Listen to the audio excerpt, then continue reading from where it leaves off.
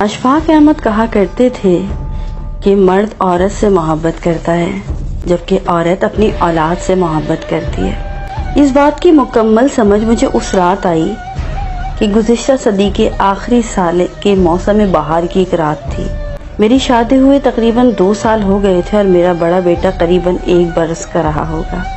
اس رات کمرے میں 3 لوگ تھے، میں، میرا بیٹا اور اس کی والدہ۔ 3 میں سے 2 لوگوں کو بخار تھا، مجھے کوئی 104 درجہ اور میرے بیٹے کو 101 درجہ۔ اگرچہ میری حالت میرے بیٹے سے کہیں زیادہ خراب تھی، تاہم میں نے یہ محسوس کیا کہ جیسے کمرے میں صرف 2 ہی لوگ ہیں، میرا بیٹا اور اس کی والدہ۔ بری طرح نظر انداز کیے جانے کے احساس نے میرے خیالات کو زیر و زبر تو بہت کیا، لیکن ادراک کے گھوڑے دوڑانے پر عقدہ یہ کھلا کہ عورت نام ہے اس ہستی کا کہ جب اس کو ممتا دیت کر دی جاتی ہے تو اس کو پھر اپنی اولاد کے سوا کوئی دکھائی نہیں دیتا، حتیٰ کہ اپنا شوہر بھی، اور خاص طور پر جب اس کی اولاد کسی مشکل میں ہو۔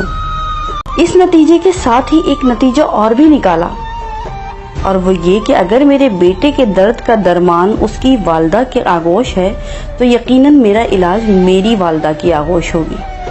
اس خیال کا آنا تھا کہ میں بستر سے اٹھا اور ماں جی کے کمرے کی طرف چل پڑا۔ رات کے 2 بجے تھے، پر جو ہی میں نے ان کے کمرے کا دروازہ کھولا وہ فوراً اٹھ کر بیٹھ گئی جیسے میرا ہی انتظار کر رہی ہوں۔ پھر کیا تھا، بالکل 1 سال کے بچے کی طرح گود میں لے لیا اور پھر توجہ اور محبت کی اتنی ہیوی ڈوز سے میری آغوش تھراپی کی کہ میں صبح تک بالکل بھلا چنگا ہو گیا۔ پھر تو جیسے میں نے اصول ہی بنا لیا، جب کبھی کسی چھوٹے بڑے مسئلے یا بیماری کا شکار ہوتا، کسی حکیم یا ڈاکٹر کے پاس جانے کے بجائے سیدھا مرکزی ممتا شفا خانے برائے توجہ اور علاج میں پہنچ جاتا۔ وہاں پہنچ کر مجھے کچھ بھی کہنے کی ضرورت نہ پڑتی، بس میری شکل دیکھ کر ہی مسئلے کی سنگینی کا اندازہ لگا لیا جاتا۔ میڈیکل ایمرجنسی ڈکلیئر کر دی جاتی، مجھے میڈیکل سپرنٹینڈنٹ ماجھی کے ہی بستر پر لٹا دیا جاتا اور ان کا ہی کمبل اڑا دیا جاتا۔ کسی کو یخنی کا حکم ہوتا تو کسی کو دودھ لانے کا۔ خاندانی معالج کی ہنگامی طلبی ہوتی، الغرض توجہ اور محبت کی ایسی ہیوی ڈوز سے آغوش تھراپی ہوتی، اور میں بیماری کی نوعیت کے حساب سے کبھی چند گھنٹوں اور کبھی چند پہروں میں روبہ صحت ہو کر ڈسچارج کر دیا جاتا۔ یہ سلسلہ تقریباً 3 ماہ قبل تک جاری رہا۔ وہ وسط نومبر کی خنک شام تھی جب میں فیکٹری سے گھر کے لیے روانہ ہوا تو مجھے لگا کہ مکمل طور پر صحت مند نہیں ہوں۔ تبھی میں نے آغوش تھراپی کروانے کا فیصلہ کیا اور گھر جانے کے بجائے ماں جی کی خدمت میں حاضر ہو گیا۔ لیکن وہاں پہنچنے پر اور ہی منظر دیکھنے کو ملا۔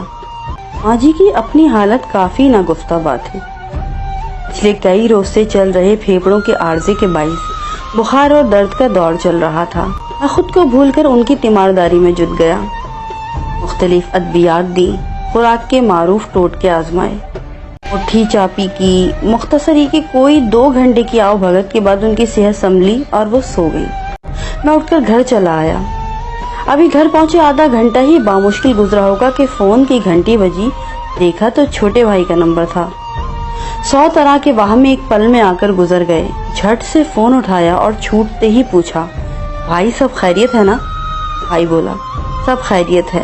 وہ اصل میں ماں جی پوچھ رہی تھی کہ آپ کی طبیعت ناساز تھی، اب کیسی ہے؟ او میرے خدایا! اس روز میرے ذہن میں ماں کی تعریف مکمل ہو گئی تھی۔ ماں وہ ہستی ہے جو اولاد کی تکلیف دیکھ کر اپنا دکھ اپنا آپ بھی بھول جاتی ہے۔ آج ماں جی کو رحمان کی خدمت میں گئے 1 ماہ اور 8 روز ہو گئے ہیں۔